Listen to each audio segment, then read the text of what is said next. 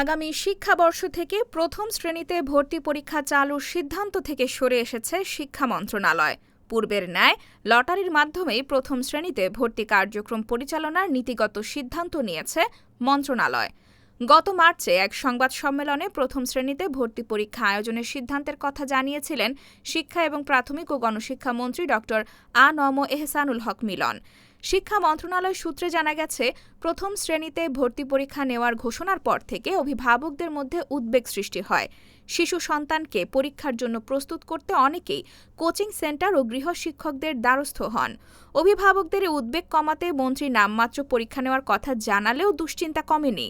ফলে পরীক্ষা নেওয়ার আগের সিদ্ধান্ত থেকে সরে এসেছে মন্ত্রণালয়।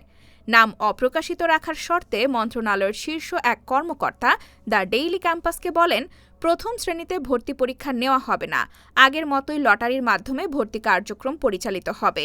কোচিং সেন্টারের ওপর নির্ভরতা কমাতে এবং ভর্তি প্রক্রিয়ায় অনিয়মের অভিযোগ দূর করতে ২০১১ সালে সরকারি স্কুলে প্রথম শ্রেণীতে লটারি ভিত্তিক ভর্তি প্রথা চালু করা হয়েছিল। চলতি বছরের ১৬ মার্চ শিক্ষামন্ত্রী ঘোষণা করেন যে আগামী শিক্ষাবর্ষ থেকে এই লটারি পদ্ধতি বন্ধ হয়ে যাবে।